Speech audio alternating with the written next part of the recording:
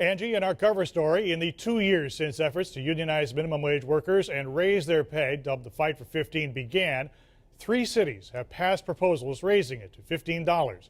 Many more have stopped short, including Chicago, which saw another in a series of one-day strikes that have taken place on behalf of workers' rights. About 200 demonstrators marched through downtown Chicago, one of dozens of strikes in cities across the U.S., marking the 2-year anniversary fast food workers in New York walked off their jobs.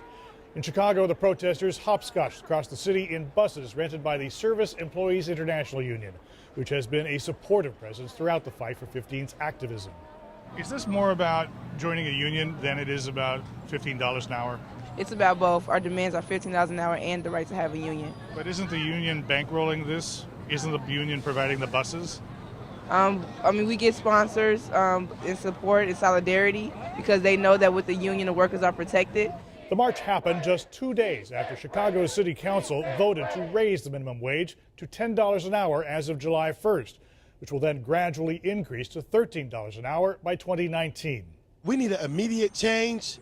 The thought of them just putting it on their mind that it's being out there is bringing awareness, so that's the only difference that's being made. The pay raise approved will affect some 400,000 employees, including convenience store clerks, airport workers, and employees who've recently joined the push for higher wages, home care providers.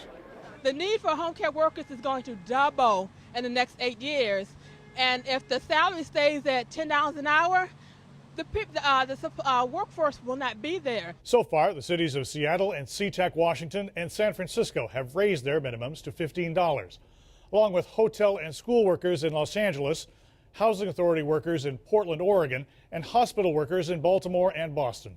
In the last 2 years, organizers of the Fight for 15 estimate more than 7.5 million low-wage workers have gotten pay raises stemming from ballot measures and state legislation to do so.